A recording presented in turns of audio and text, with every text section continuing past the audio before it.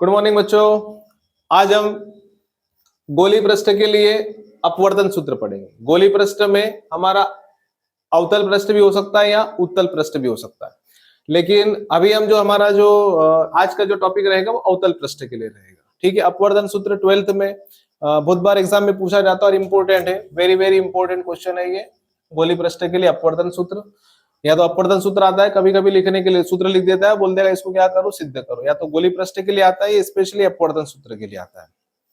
अब गोली पृष्ठ, तो गोली पृष्ठ क्या होता है कि जैसे ये गोला है, इसको मैं इस तरीके से काट दूं, इस तरीके से मैंने इस गोले को काट दिया। ठीक है, तो ये भी गोली पृष्ठ हो गया। और अगर मैं इस गोले को ऐसे काट दूं, ठीक है, तो ये भी क्या हो गया, गोली पृष्ठ हो गया। तो ये वाला हो गया उत्तल पृष्ठ और ये हो गया अवतल पृष्ठ। ठीक है, तो मैं भी किसके लिए करवा रहा हूं आप लोगों को, अवतल पृष्ठ के लिए।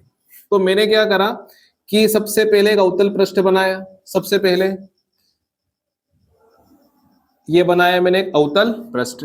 ठीक है, इस तरीके से थोड़ी सी मैंने इस पे डिजाइन डाल दी साहब। इधर कौन है कि इसकी बाईं ओर कौन है, वायु माध्यम है, और इसके दाईं ओर क्या मान लिया मैंने, दाईं ओर मान लिया मैंने म्यू अपवर्तनांक का कोई माध्यम,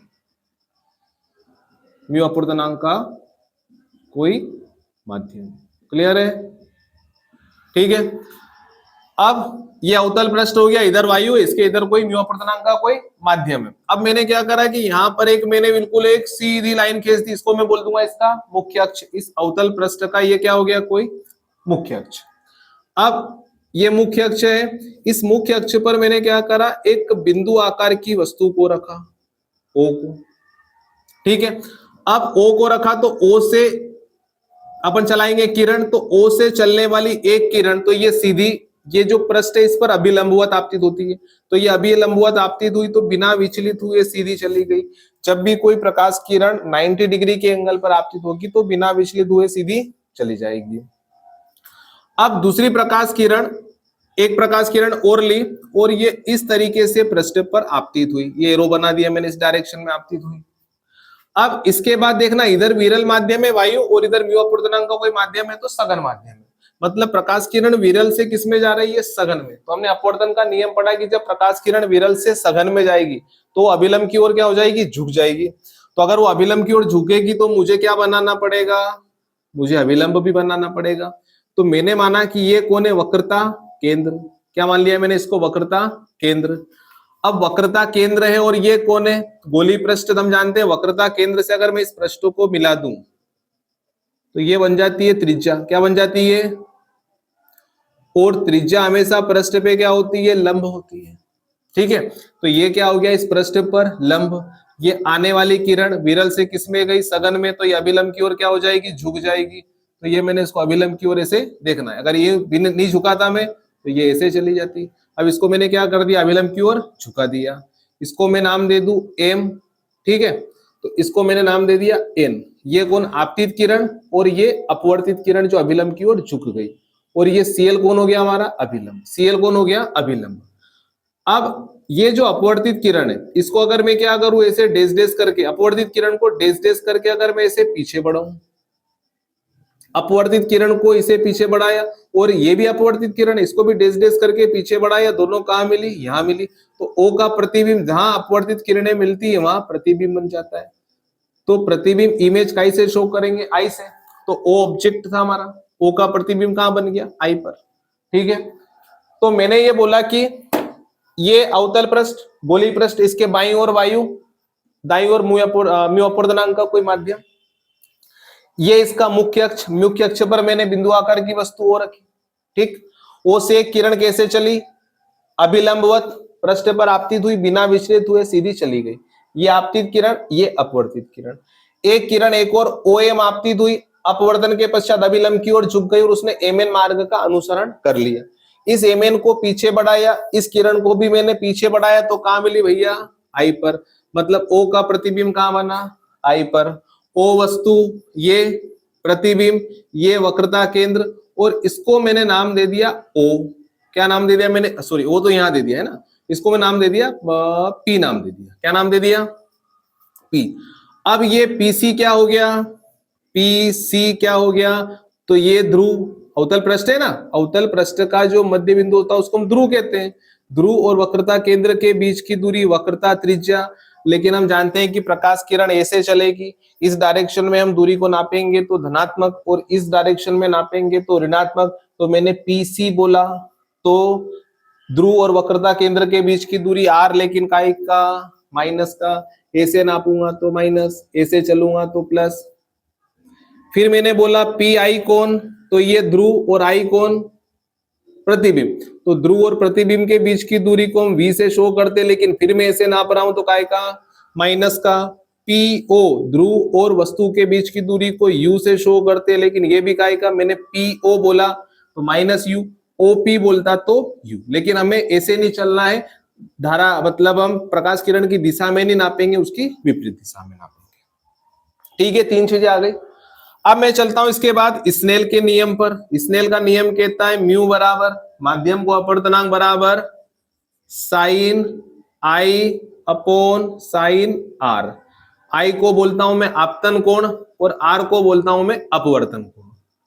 अब आपतन कोण कौन सा भैया, तो ये आपतित किरण थी, आपतित किरण अभिलंब से जो कोण बना ये वाला कोण, आपतित किरण इस अभिलंब के साथ जो कोण बना ये वाला कोण क्या है आपका, आपतन कोण आई। ठीक है, और आर ये जो अपवर्तित किरण है ये अभिलंब के साथ जो कोण बनाए वो आपका अपवर्तन कोण। ठीक, तो ये साइन आई अपॉन साइन आर। अब हम जानते हैं कि अगर आई और आर के मान बहुत कम हो तो साइन आई का मान आई होता है और साइन आर का मान आर होता है। कैसे, तो देखना जरा, मैं आपको बोलूं कि बहुत कम, जैसे मैंने बोला साइन 0 डिग्री, साइन 0 डिग्री का मान कितना होता है, 0। एंगल सबसे छोटा मैंने क्या लिया, 0। तो साइन 0 का मान 0 होता है, तो मैंने बोला कि आई और आर के मान बहुत कम है, तो साइन आई का मान क्या हो जाएगा, आई। ठीक है, तो मैंने यही बात इसके बाद लिखेंगे हम कि यदि आई और आर के मान बहुत कम है तो उस स्थिति में साइन आई को मैं लिख सकता हूं आई और साइन आर को लिख सकता हूं मैं आर। ये आर इधर बटे में इधर आएगा तो गुणे में, तो ये हो गया म्यू आर बराबर आई, या क्या लिख सकते हैं अपन, पलटा कर लिख सकते हैं आई बराबर म्यू आर। इसको दी मैंने इक्वेशन नंबर फर्स्ट। ठीक है, अब आई बराबर mu r equation number first तो आ गई भैया। अब हम क्या करते हैं, अब और कुछ इसके अंदर क्या दिमाग लगा सकते हैं, तो हम जानते हैं कि शीर्षाभिमुख कोण कैसे होते हैं। शीर्षाभिमुख कोण कौन से, शीर्षाभिमुख कोण ये वाला इसके शीर्षाभिमुख, ये वाला इसके शीर्षाभिमुख कोण। तो शीर्षाभिमुख कोण कैसे होते हैं, बराबर होते हैं। तो देखना भैया ये वाली लाइन CL जा रही है ना, और इस लाइन को मैंने ऐसे डेस डेस करके पीछे बढ़ाया था, ये ऐसे करके। तो अगर ये वाला एंगल R है, ये वाला एंगल कौन सी रेखा, MN, और ये CL के बीच का एंगल, तो ये वाला एंगल भी कितना होगा भैया, ये वाला एंगल बोल दो फटाक से कितना होगा, ये R होगा कि नहीं होगा, बन रहा है शीर्षाभिमुख, अरे बना के नहीं बना, ये लाइन CL, ठीक है, और ये लाइन CL और ये लाइन तुम्हारी कौन सी, NI। तो ये वाला एंगल मैंने बोला R, तो ये वाला एंगल भी R। ठीक है, क्लियर है। अब इसके बाद ये वाला एंगल तो हो गया क्या, R। अब इस एंगल को मैंने माना भैया अल्फा, इस एंगल को मैंने माना बीटा, और इस एंगल को मैंने मान लिया थीटा। ये और मैंने पेंटिंग कर ली भैया, इस एंगल को अल्फा, बीटा और थीटा। कोई समस्या यहां तक नहीं है, फिर आगे बढ़ते हैं हम लोग। अब मैंने त्रिभुज लिया, त्रिभुज OMC में, किसमें, OMC में, किसकी परिभाषा, बहिष्कोण की परिभाषा से, किसकी, बहिष्कोण की परिभाषा से। तो बहिष्कोण ये कहता है कि अगर कोई भी त्रिभुज है इस तरीके से, और अगर ये वाला एंगल अगर आपका थीटा है तो ये बाहर बन रहा है, तो आप इसको छोड़ के जो 2 कोण बचे हैं, इसको मैंने 1 बोला, इसको 2 बोला, तो ये वाला कोण इन दोनों के योग के बराबर होगा।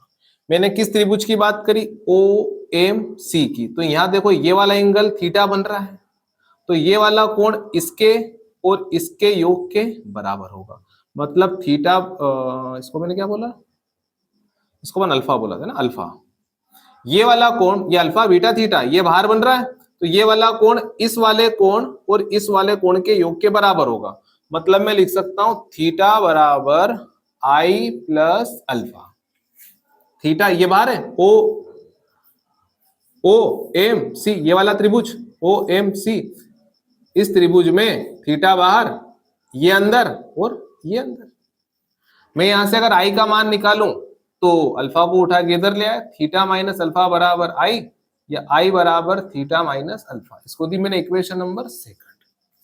जैसे अभी मैंने कौन सा त्रिभुज लिया, ओ एम सी लिया, ऐसा कैसा मैं आई एम सी त्रिभुज ले लूं। इसी प्रकार कौन सा त्रिभुज ले लूं मैं, आई एम सी, और इसमें भी वही बहिष्कोण वाली कंडीशन लगा दूं। तो देखो एक तो ये वाला एंगल बीटा, ये वाला कोण आर, और ये बाहर वाला कोण थीटा।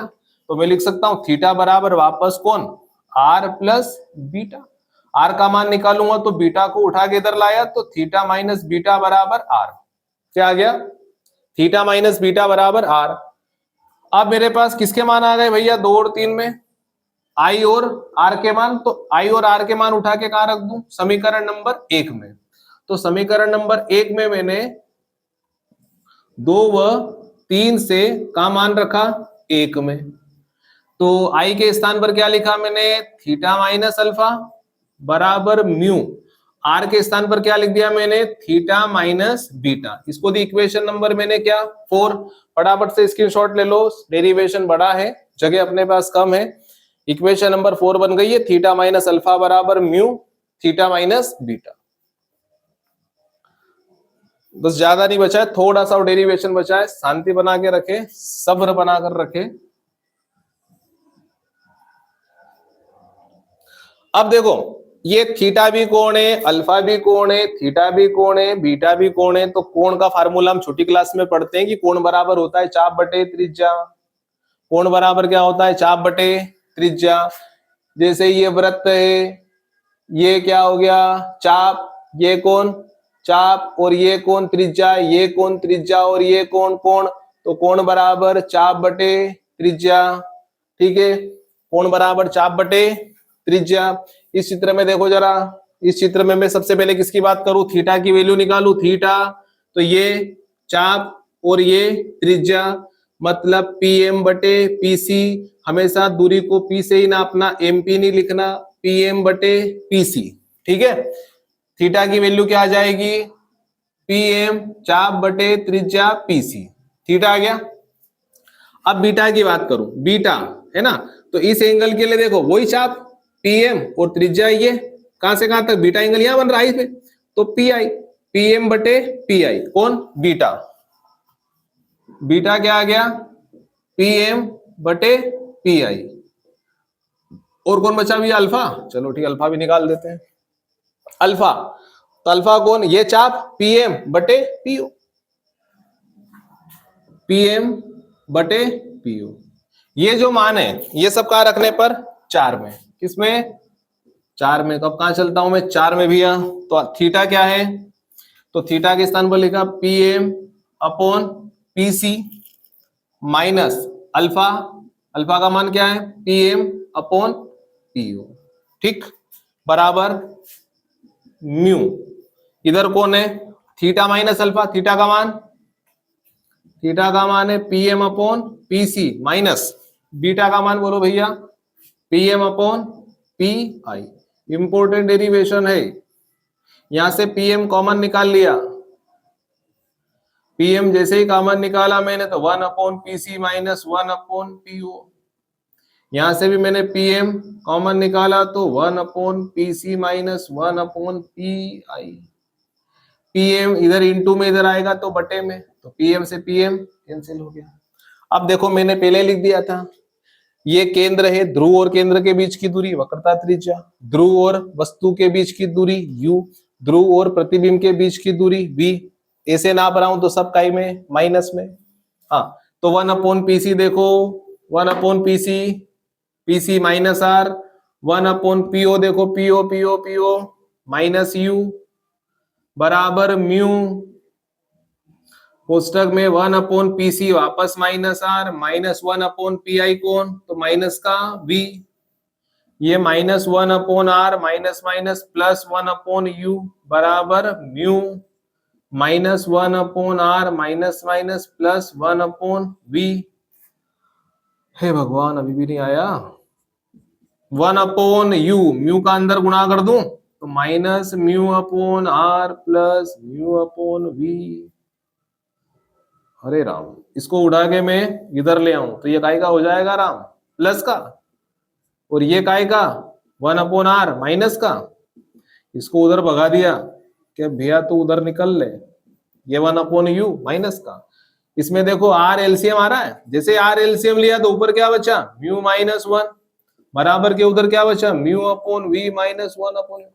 अरे ये तो अपवर्तन सूत्र हमारा आ चुका है इतने आसानी से। ठीक है, तो ये आपका अपवर्तन सूत्र कंप्लीट है। इस यूनिट में से क्वेश्चन वेरी इंपॉर्टेंट है 2026 के लिए, 4 नंबर के लिए। आप सभी से मेरा निवेदन है कि इस क्वेश्चन को आप जल्दी से एक बार अच्छे से स्क्रीनशॉट ले लें, इसको एक बार अच्छे समझे, बिना देखे करें। ठीक है, आप सभी को एग्जाम के लिए बेस्ट ऑफ लक। अगर आपको वीडियो अच्छा लगे तो चैनल को सब्सक्राइब करें, बेल बटन को दबाएं। ठीक है, टाटा बाय बाय।